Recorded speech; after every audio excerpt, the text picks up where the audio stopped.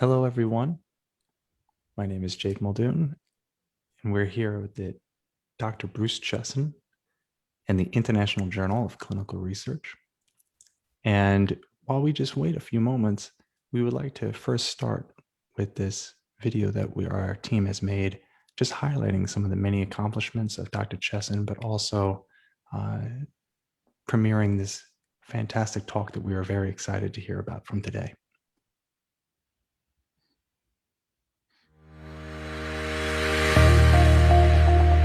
Because in the next few years, chemo will be gone.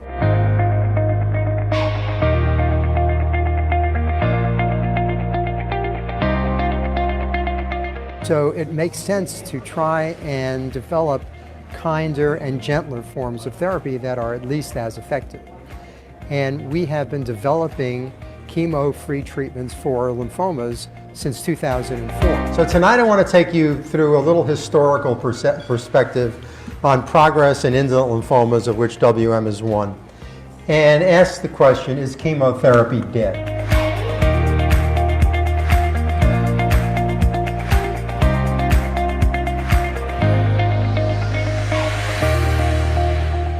So why in the blazes do you need chemoimmunotherapy?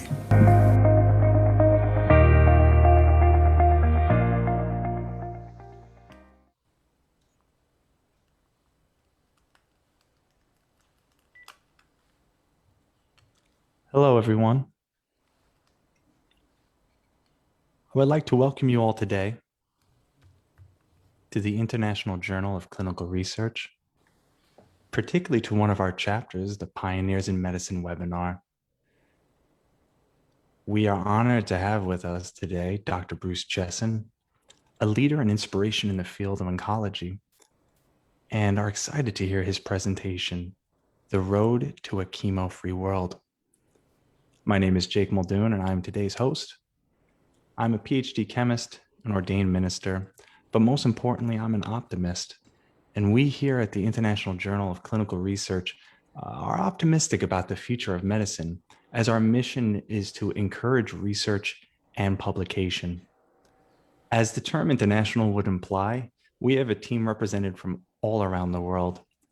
I would like to introduce Dr. Gregory Nicholas, the managing editor of the International Journal of Clinical Research, and Dr. Jan Leifman, the director of Pioneers in Medicine, a branch of this journal. Dr. Gregory Nicholas, he has a passion for bringing people together and to share ideas. And when I had met him and in listening to him describe the vision of IJCR, I really felt the significance of this open access journal and the importance of research. And it is my pleasure to introduce him to you today, Dr. Nicholas.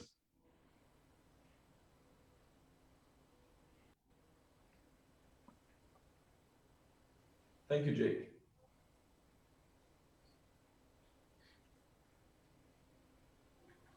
Thank you all for joining us today on the International Journal of Clinical Research first webinar with Dr. Cheson.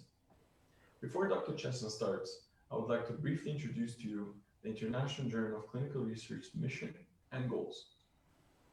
We are registered as a nonprofit organization in Delaware, USA, where we have zero article processing charges.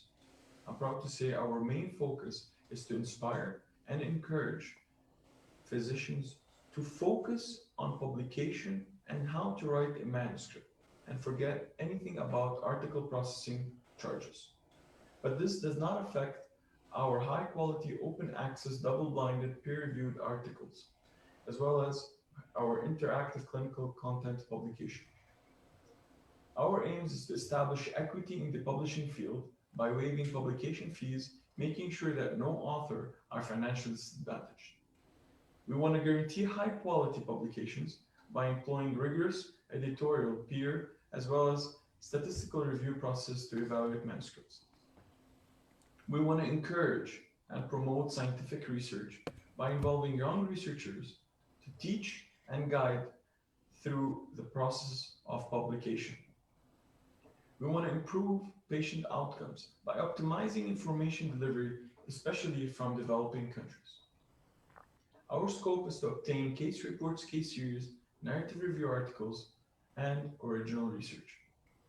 After multiple hard working activities that we have done, we have obtained indexations from many fields. We have obtained ISSN, DOI, Crossref, Google Scholar, Publons, and our perspective for the future is to obtain in the near future DOAJ, PubMed, and Scopus. I'm proud to say that our reach has started from 5 countries, 7 cities a year ago to 107 countries, 824 cities, and more than 15,000 registered users on our journal. And this is data by Google Scholar Analytics. Our editorial board is composed of multiple editors from different fields, from different specialties, and focused on obtaining great quality publication as well as guiding our authors with our unique system that helps us to guide the authors and not only leave them to getting lost in the difficult world of publication. We want to simplify that. And thanks to all our editorial board, we are obtaining this result. We were able to learn this by having mentors throughout the editorial process as well as the board. And we're proud to say that we have started the board of advisors, and we have multiple board of advisors. One of them, as an example, is my mentor, is Professor Baraka, who is the Dean and Provost of the Undergraduate Studies of University of São Paulo in Brazil. And he has guided me a lot through the journey. In line with our mission to encourage and promote scientific research, we have developed multiple chapters in the IJCR. First, we have the webinar series, Pioneers in Medicine, which we're starting today. We have the course, Applied Research Skills. We have the podcast, Medicine Beyond the Science. We have the IJCR Intersect, as well as one of our biggest chapters, which is the Medical Student Advisory Board. Starting with the webinars, the Pioneers in Medicine. Its main focus is to inspire young minds by showing them the results and research of great experienced researchers, how they impacted the world. And this is directed by Dr. Jan Leifman from New York, USA, and Dr. Issa Hariri from Cleveland, Ohio. We have our podcast, Medicine Beyond Science, which is by Dr. Jake Muldoon, is to highlight the unique stories, personal experience, and contributions to medicine by medical personnel, researchers, patients, in order for us to get in touch with that different approach to medicine. And Jake is doing an amazing job in this field. We have the course, which is the Applied Research Skills by Dr. Kian Gu from New York, where we have applied a course, not only teaching the basic tools in research, as well as we're helping medical students from different medical schools in order for them to apply this research skills in our platform, the journal, in a safe zone for them to start. And this is by integrating with medical schools, and where we have started with multiple medical schools integration from different countries. We have the IJCR Intersect, which is the intersection between medicine and non-medicine. And this is directed by Dr. Adam Yunus and Dr. Rida Boussaid, where we have multiple subjects where the students are learning how to write these articles, obtaining a publication with a DOI, being guided by our editors, Dr. Adam Yunus, as well as Dr. Rida Boussaid, by different topics, arts, culture, fitness, technology. And this is to put a unique perspective on medicine, not only what we know in research, but also for people who are not in the medical field to be interested in reading and understanding a lot of aspects about medicine. And one of our biggest chapters is the Medical Student Advisory Board, where we have more than 80 students from 20 countries, directed by Dr. Nancy Emanuel. And this chapter is for the students to interact and connect in the different fields of the journal, for them to identify how a journal works, for them to become part of the journal club that we do it on a monthly basis, as well as the Pioneers in Medicine webinar, the podcast, as well as the course and multiple other things that the journal gets to become part of, and the social media, for them to relay the message that they're learning from the journal on the social media, for then other people to get attracted to the field of science, of medicine and publication. I'm proud to say 1 year ago, all of this was just an idea. Today, we have more than 100 people working on a daily basis to make an impact and a change in the publishing era. And this is a small example of how when we started, and now having many people working together, we're able to revolutionize the journal as well as the understanding of publication. This was our first issue with a simple design, simple aspect. Now having graphic designer and marketing specialist in our journal, where we're able to define a more visual friendly and more attractive second issue. We are all focused on progress. We want to be able to become more revolutionized and become more inspired for the future. And I want to thank everybody. We want to thank the journal, everybody who's working in the journal, as well as all our supporters that has helped us to develop and grow. Without our mentors, as well as the editorial board, as well as our viewers right now, without this, we wouldn't have known the importance of this journal on the students, as well as on the publication and publishing era. Thank you.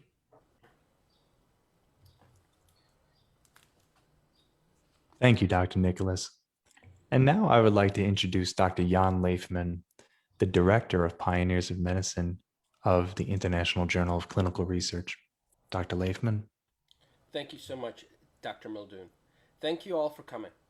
At IJCR, we believe in the free and equitable distribution of knowledge. We also strongly believe that the youth is our future, and it is directly intertwined with the research innovation. Thus, we launched this, Pioneers in Medicine, an international webinar series featuring medicine's most prominent luminaries, discussing their research discoveries and passions.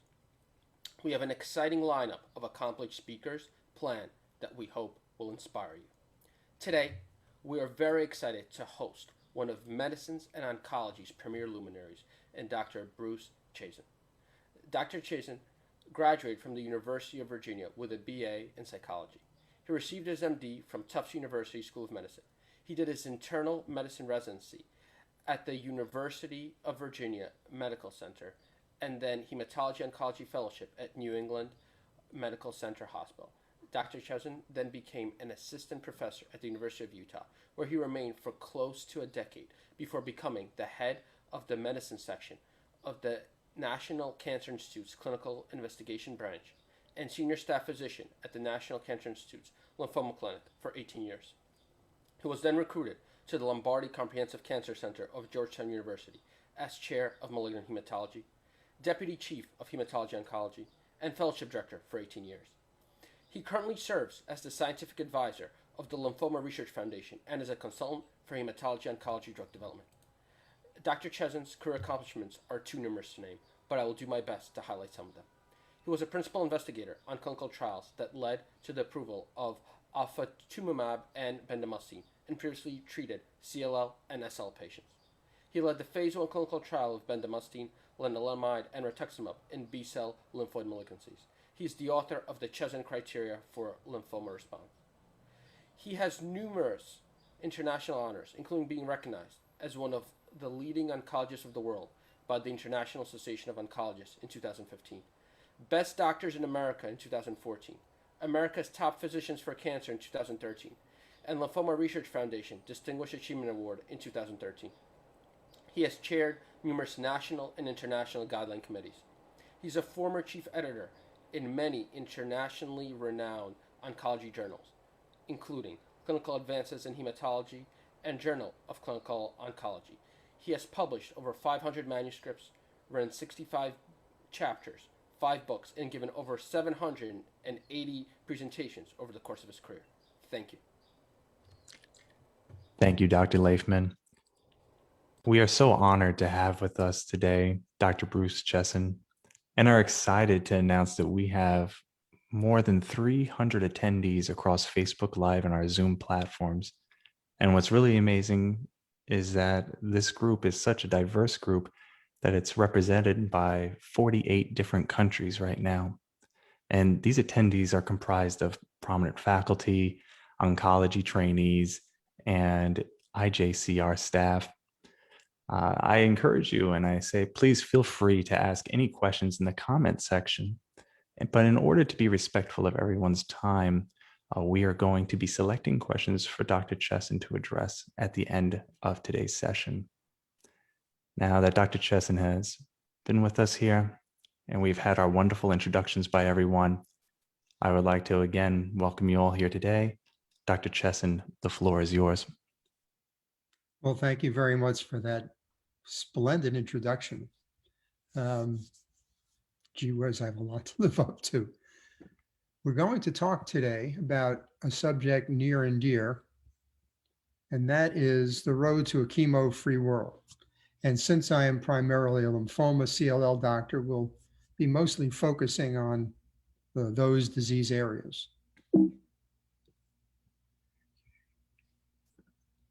Now, this is the first of the pioneer sessions. So first thing I did was go to the internet and look up the definition of pioneer, which is a person who begins or helps develop something new and prepares the way for others to follow. For example, they were pioneers in the field of medicine, and I like quotes from smart people. So I looked up quotes and I came upon this one from Albert Einstein.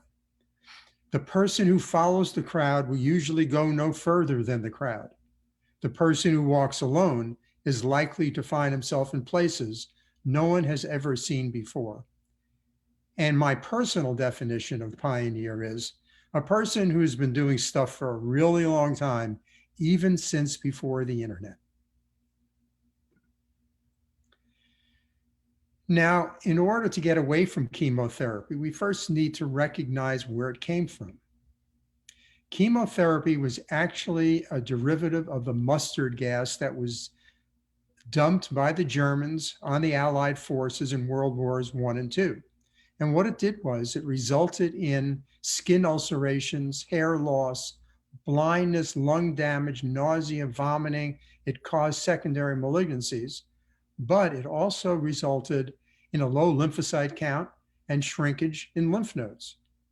So subsequently, Doctors Goodman and Gilman of the famous pharmacology textbook made a derivative of this mustard gas called mustargin, or nitrogen mustard. They injected it into patients with lymphoma, and lo and behold, the lymph node shrunk. This was the first example of a systemic therapy to treat a human cancer. Now, the derivatives of the mustard gas are now the class of drugs we call alkylating agents. And on this slide, I've listed a number of the more commonly used lymphoma CLL regimens, and in red are the alkylating agent components. And you can see that they are the foundation for most of these regimens in common use today. But because of the side effects of these drugs, we're trying to get away from them. Patients don't want chemotherapy, and as I'll show you, they probably don't need chemotherapy. Well, the history of non-chemotherapeutic approaches actually dates back a long time to the work of Paul Ehrlich, the father of modern immunology. He had the concept of the magic bullet, which finds the targets and strikes the parasites, as he called them, as hard as possible, and the body cells as lightly as possible.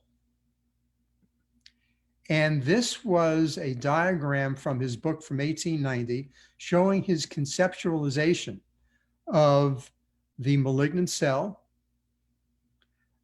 surface receptors, as we would now think of them, and this funny looking thing, which we now would consider the shape of a monoclonal antibody.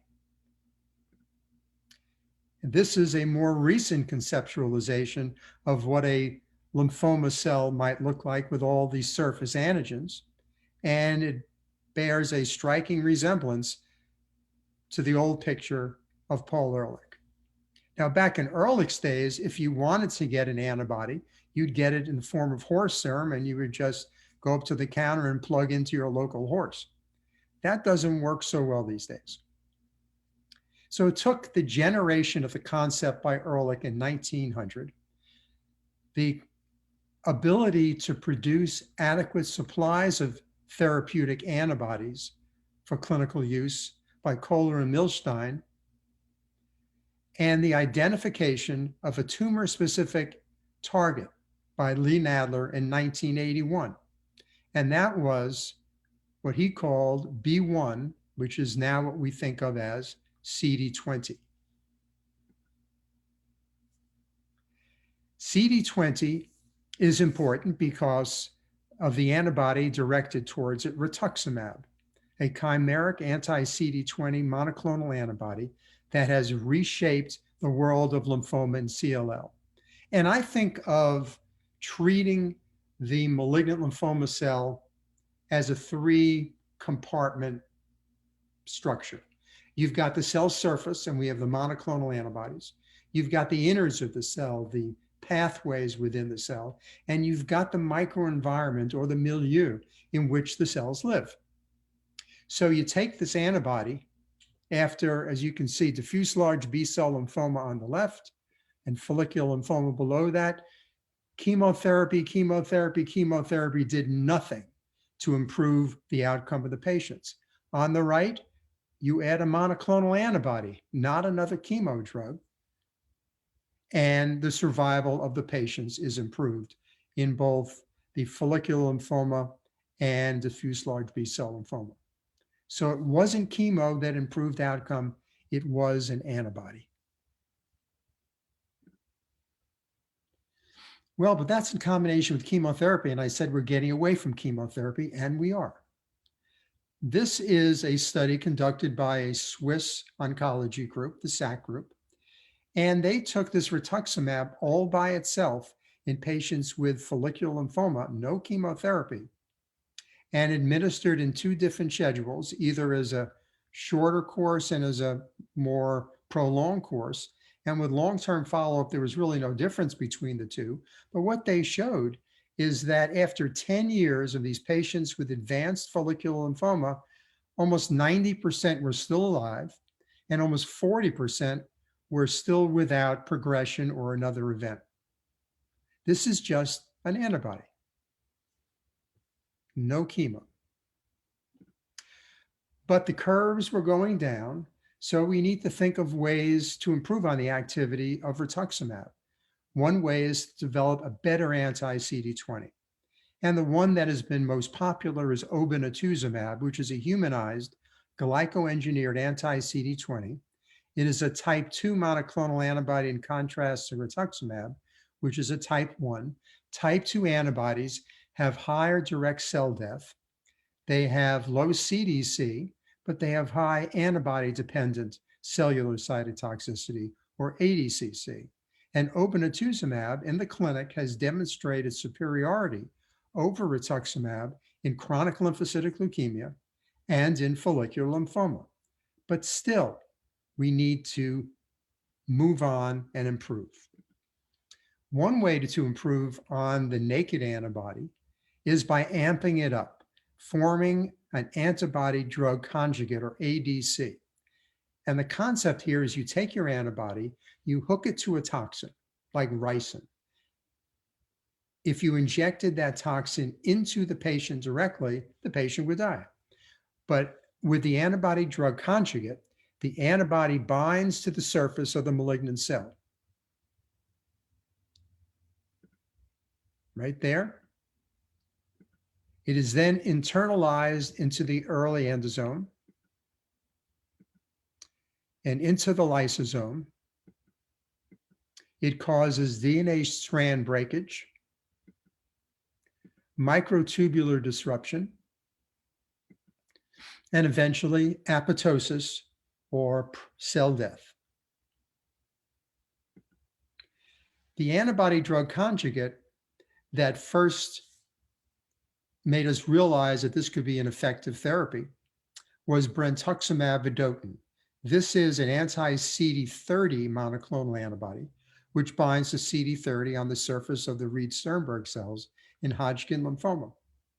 And in patients who had failed chemotherapy and who had failed an autologous stem cell transplant, administration of this biological therapy achieved a response rate of 75%, a third of which were complete remissions, and about 10 or 15% of these patients never relapsed with about 8 years of follow-up and are potentially cured. No chemo after chemo failed, after transplant had failed.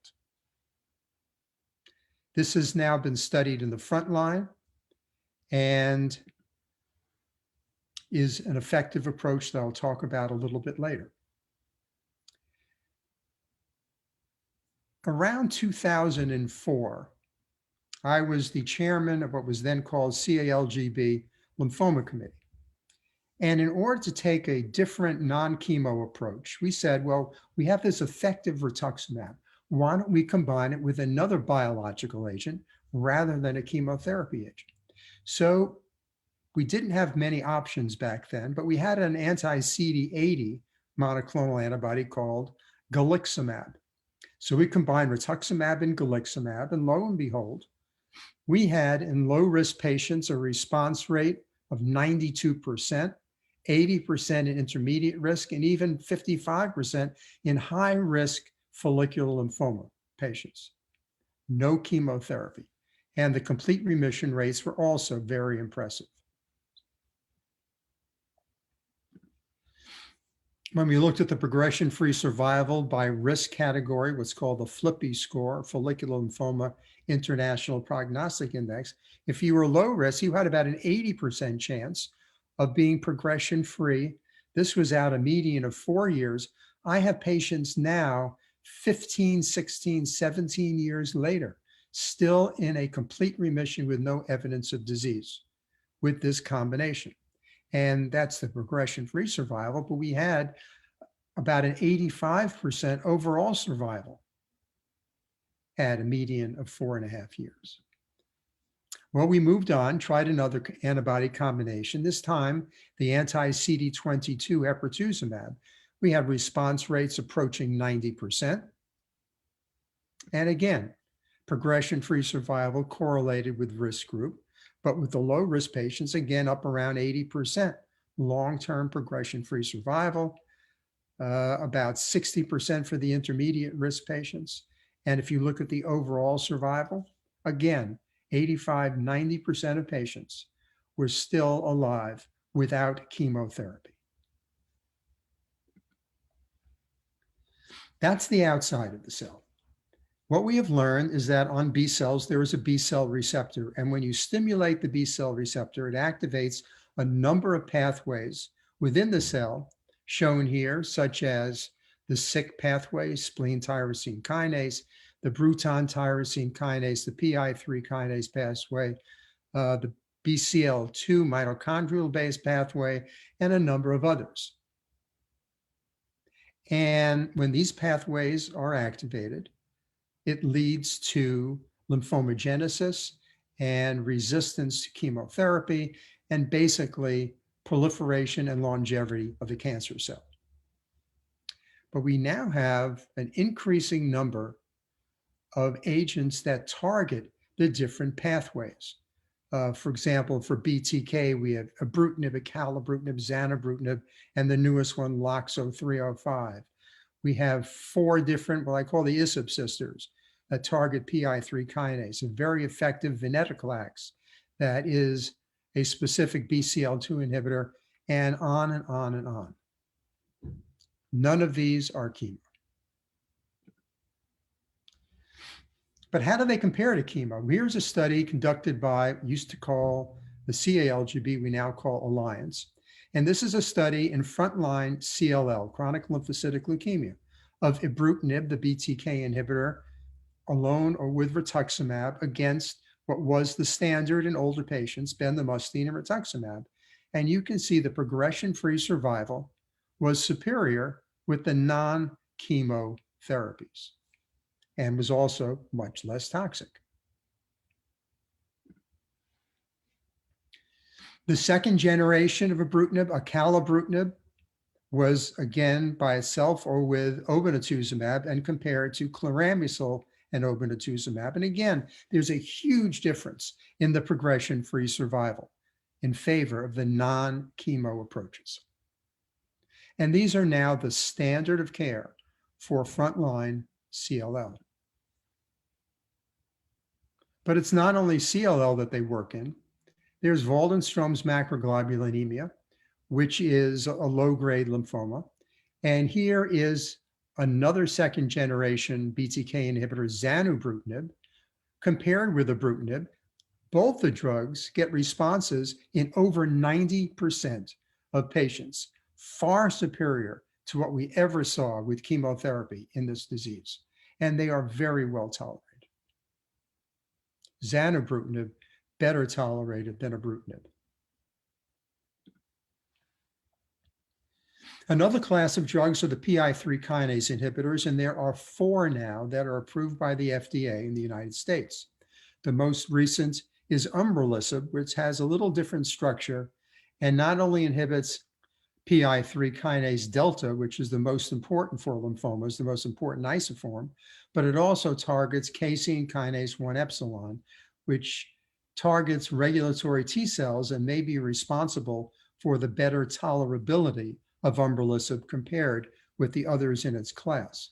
The drug was just approved a few weeks ago by the FDA in lymphoma, but it's also very effective in chronic lymphocytic leukemia. And here's a study comparing it in a randomized trial of what's called the U2 regimen, which is umbralisib and ublituximab, which is another anti-CD20, versus chlorambucil and obinutuzumab. The response rates were higher in treatment-naive patients, as well as previously treated patients, and even in patients who had a prior BTK inhibitor.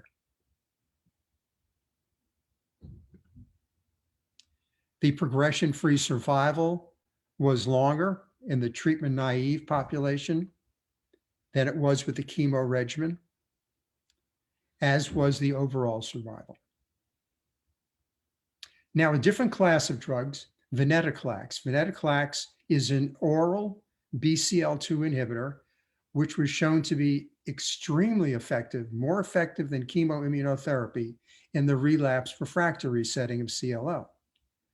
This is a study called CLL14, conducted by the German CLL study group, in which they compared venetoclax obinutuzumab, which is the G, used to be GA101, versus chlorambucil obinutuzumab in untreated CLL. And as you can see, the progression-free survival was far superior with the non-chemo regimen. And this is now another standard approved approach for the frontline management of CLL patients.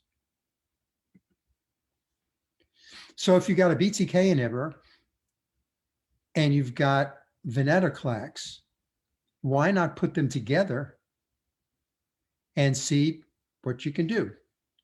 Well, here's a study which was presented at the hematology meetings by Bill Weirda, called the Captivate trial. And what they showed was the combination of venetoclax and ibrutinib resulted in undetectable minimal residual disease, which means a complete remission, and you couldn't detect minimal residual disease with flow cytometry, of 75% in the blood and 72% in the bone marrow. And this correlates with patient outcome. An extremely effective regimen, and is also another potential frontline option for this disease. We have a lot of them, and none of them are chemotherapy. Chemotherapy no longer has a role in chronic lymphocytic leukemia. Now, there have been studies trying even more elaborate combinations of ibrutinib, venetoclax, adding the obinutuzumab. The Ohio State group has done this in a single-arm study, and they have extremely high response rates, 80, 90%, with the majority of patients getting a partial response, but also a significant number getting a complete response. And they have about a 95% probability of progression-free survival and even a higher rate of overall survival although with relatively short follow-up. But this is the interesting slide. What they show in red is patients who are positive for minimal residual disease, and in green, negative. As you can see, over time, the longer you're on the drug, the less likely you're positive and the more likely you're negative. And this correlates with outcome. Now, the combination of ibrutinib and venetoclax has also been studied in patients with relapsed and refractory mantle cell lymphoma, which can be a very aggressive lymphoma, and has always been thought that you needed more and more chemotherapy in high doses. But here, you're getting response rates of 80%, most of which are complete remissions, 60% complete remissions, with a combination of oral non-chemotherapy drugs. A remarkable achievement. Well, here we've moved from those pathways. Let's go even deeper into the cell. Let's look at the nucleus of the cell. There is exportin-1 or XPO1, which is a nuclear export protein for tumor suppressor proteins, proto-oncogenes, and the like. And in the presence of exportin, these substances are moved from the nucleus out to the cytoplasm. But there is this oral drug called selinexor, which blocks exportin-1, leads to an accumulation of the suppressor proteins and proto-oncogenes within the nucleus, and poof, kills the malignant cells. Oral, twice a week pills, response rate of 29% with around 13% complete remissions in patients who had failed multiple prior regimens, and because of its tolerability, is a good drug to consider in combination with other agents, non-chemo agents, and that's what's going on these days. Let's drill even deeper into the cell. Let's look at the epigenetics, the regulators of gene expression. There is one EZH2, and I would give you the full name, but this is EZR. EZH2, when it is mutated, leads to transcriptional repression. And when you inhibit it, you get transcriptional activation again, and the cell starts to function normally. In patients with follicular lymphoma, this is again an oral agent. The overall response rate is around 70% for the mutated patients, a bit lower for the wild type patients, but these were a sicker, more heavily treated patient population. And whether it is a function of the mutation or a function of their poorer risk features remains to be determined. But here you got 70% taking a pill in relapsed and refractory follicular lymphoma. No chemo.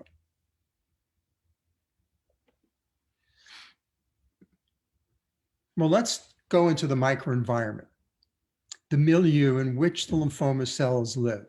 And this is characterized by a number of activating and suppressing factors and cells.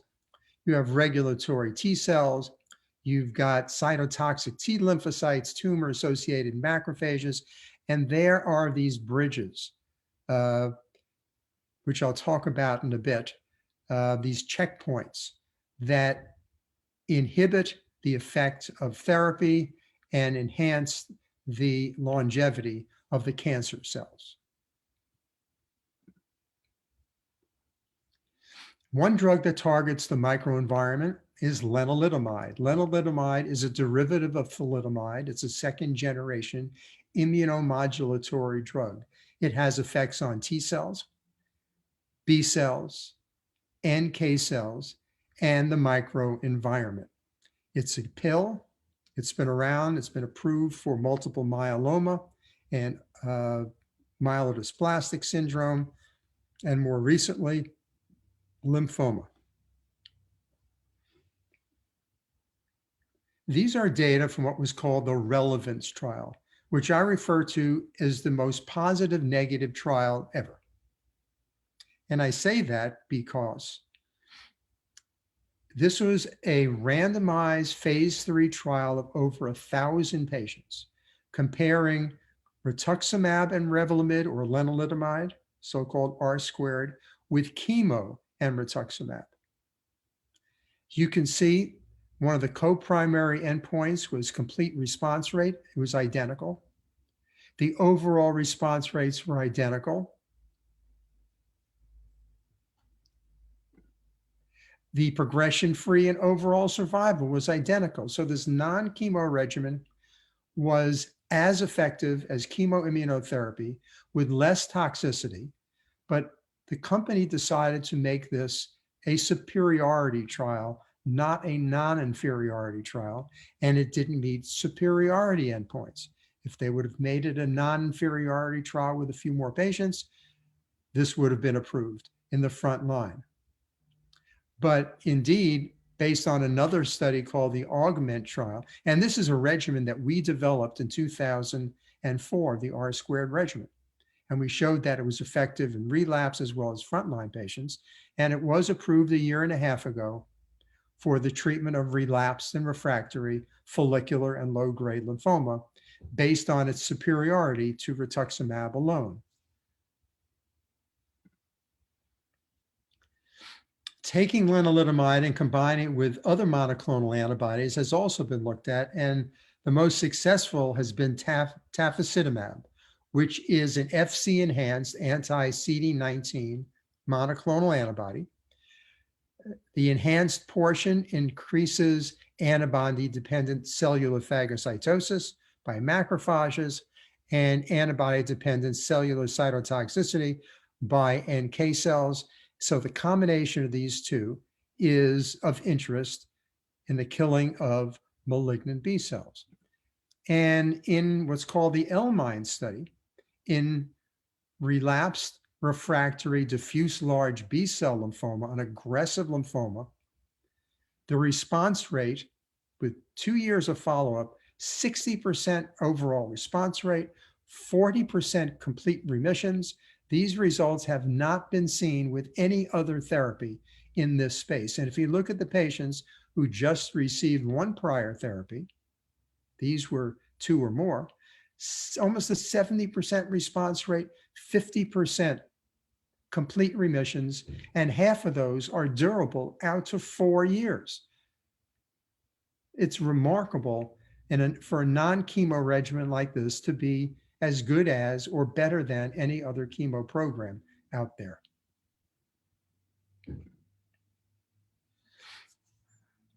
Now, in the microenvironment, you have immune checkpoints.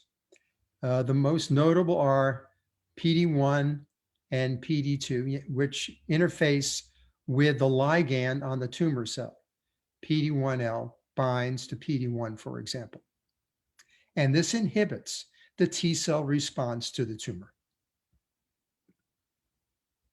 We have a number of antibodies now which block the interaction between PD-1 and PD-L1 or PD-L2. Pembrolizumab, nivolumab, atezolizumab, durvalumab, et cetera. And when they block this checkpoint, it enables the killer cells, the effector cells, to now destroy the tumor cells. Nivolumab has been shown to be exquisitely effective in Hodgkin lymphoma, with response rates in the 60 to 70% range after transplant, after chemotherapy. And in this study, it was even shown to be, pembrolizumab shown to be more effective than brentuximab, which before we thought was the most effective single agent for relapsed disease. Pembrolizumab, the checkpoint inhibitor, the non-chemo drug, is more effective than that. And the two have been combined, brentuximab and nivolumab, a checkpoint inhibitor and brentuximab, in relapsed refractory Hodgkin lymphoma, getting response rates of 85%, many of which are durable. As you can see, These are patients in blue who did not have a subsequent transplant, and green who did. And you can see these patients free of progression out 3 or more years in relapsed refractory Hodgkin's. Well, we took this combination and used it in the front line of Hodgkin's patients, and we got a response rate of 91% with 30% complete metabolic responses. So we don't need chemo.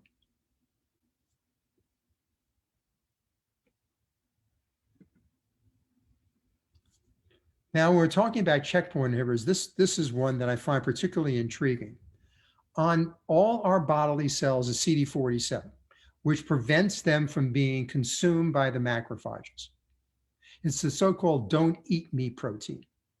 And it is expressed in greater amounts, greater density on tumor cells. And the checkpoint is the SIRP alpha. CD47 binds to SIRP alpha and prevents the macrophage from eating the cell.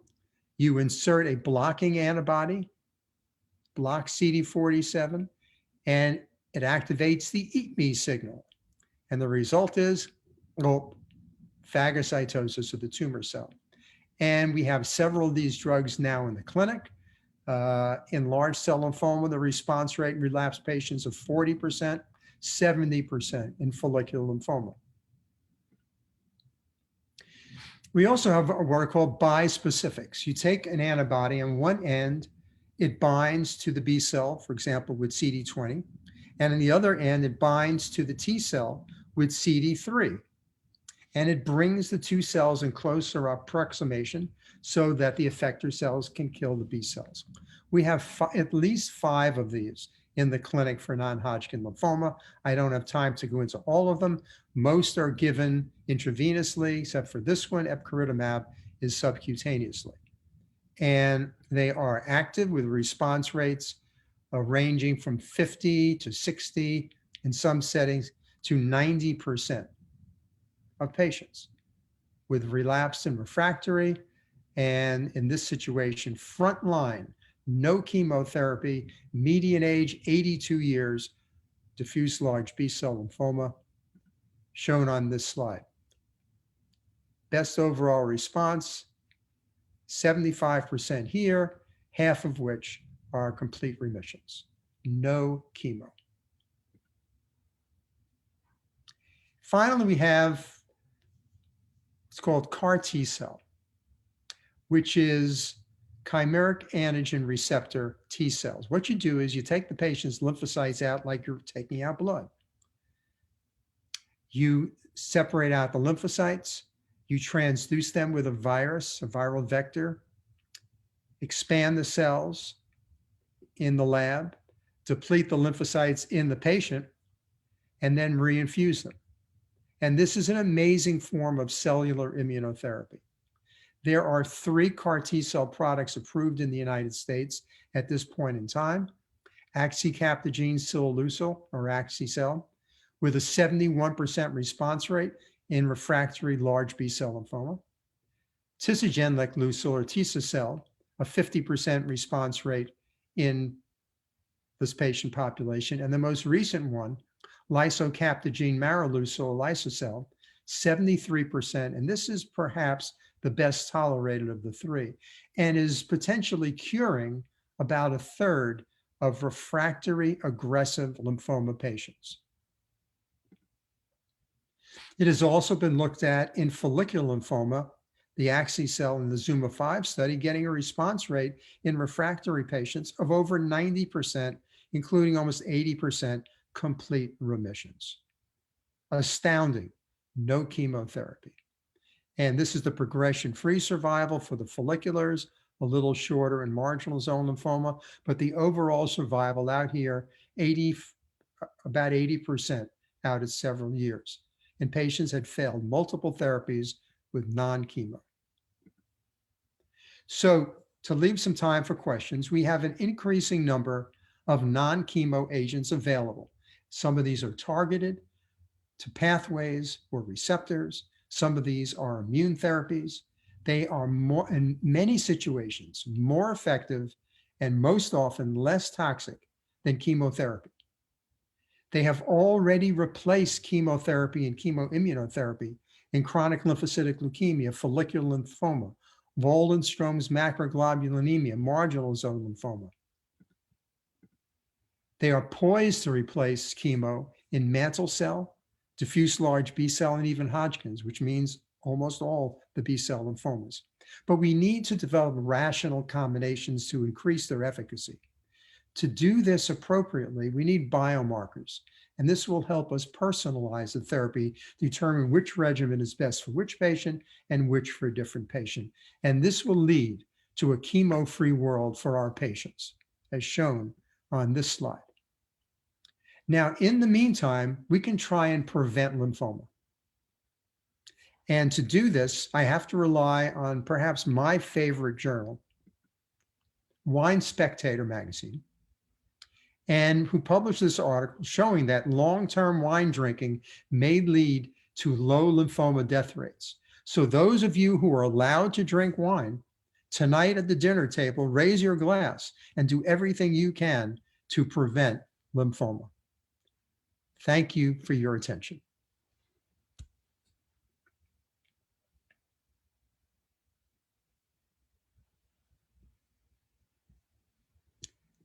And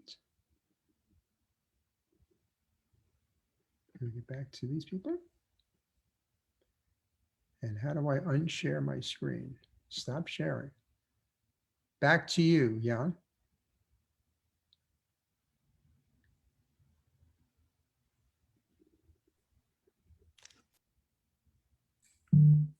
Oh, Thank you, somebody's Dr. muted. Cheson. Here we go. I was muted. I couldn't hear anything.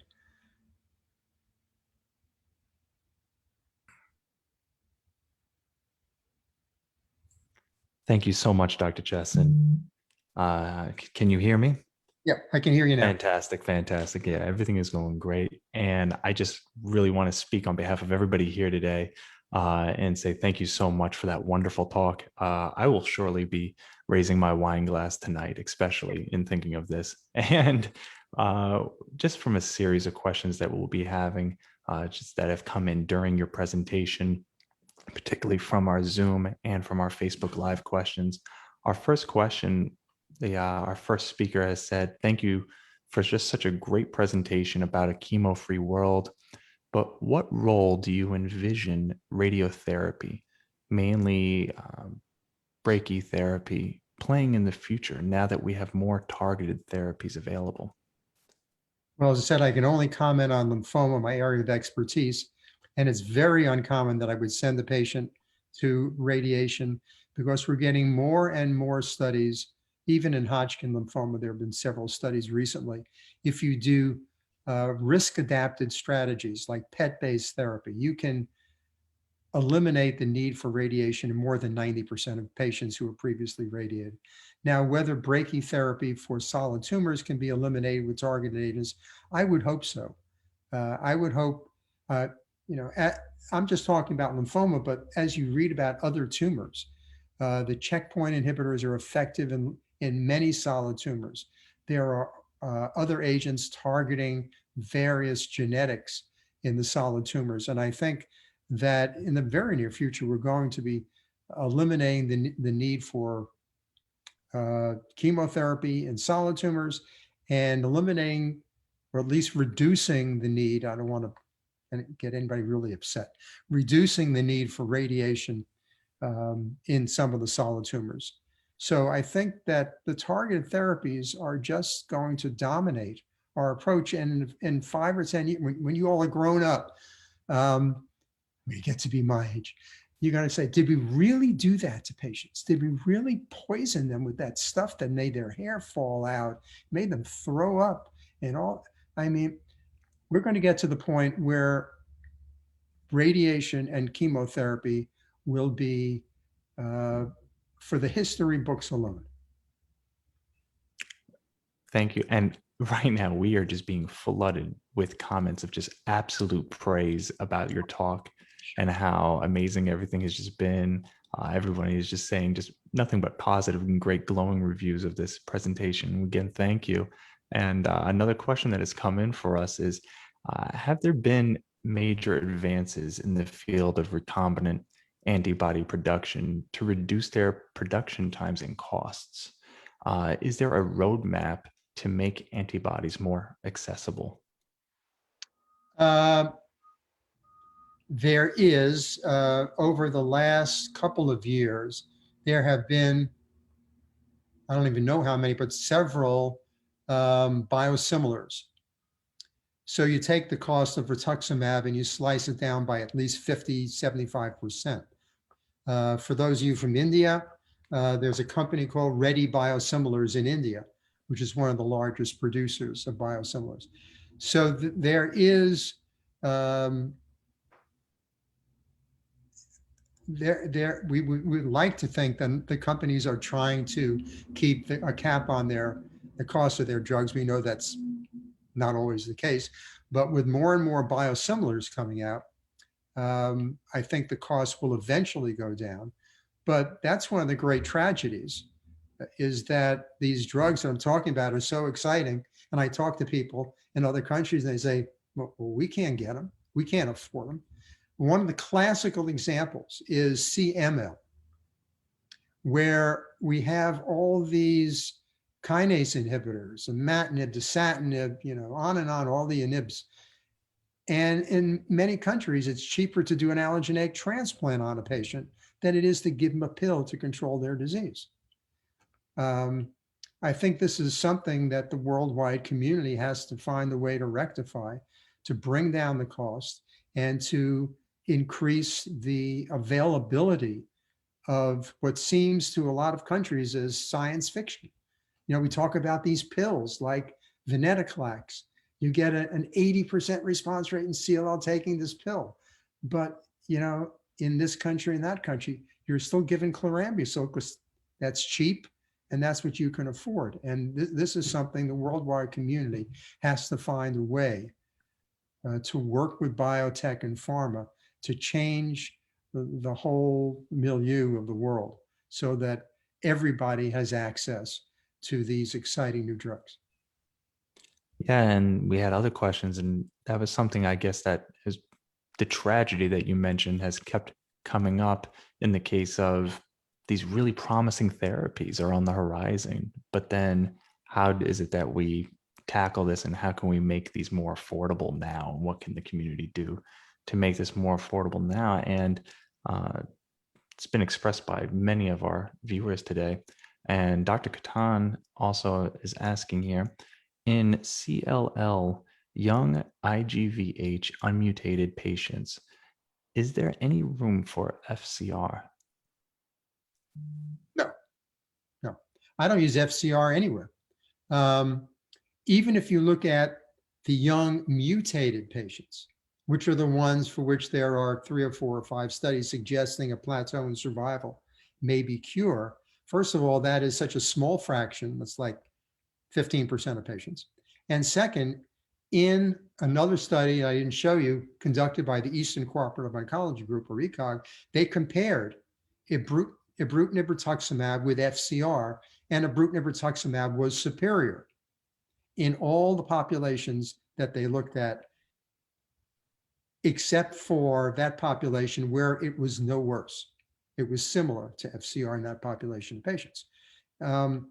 So the toxicities of FCR, first of all, for those of you who don't know, it's intravenous, 3 days in a row, monthly.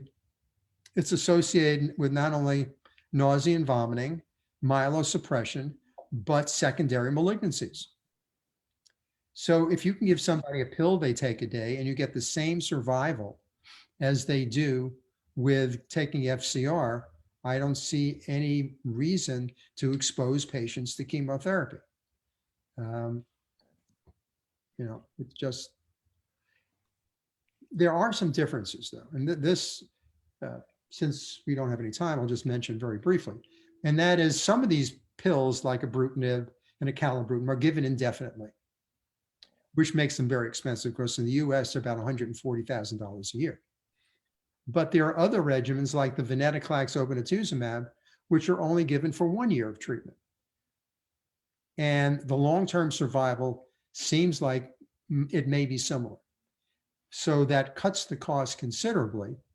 So if we can further define shorter regimens and less toxic regimens, we will also bring down the cost of these therapies. And you're mentioning the cost here, and a question that came up is from Dr. Carlo Corey. And they ask, in your opinion, what are the biggest obstacles other than cost? So that is to say, what is slowing down the transition from a chemo to an antibody and immunotherapy? In the United States, there's been very rapid adoption of ibrutinib and acalabrutinib as frontline therapy, but it took a demonstration of a randomized trial to show, we have this thing in our heads that we've been giving chemo since way back. I showed you way back when. It's a hard thing to give up in some diseases. CLL was a bit easier. Of course, it's an indolent disease, but once you had 2 randomized studies showing that a targeted pill was superior to chemoimmunotherapy, what's there to say? In the front line, you had the same kind of thing in the relapse setting. So randomized trials really carry a lot of weight. And it's also patient pressure. Patients come in, you say, we can give you FCR and these are the toxicities of it, or we can give you a pill.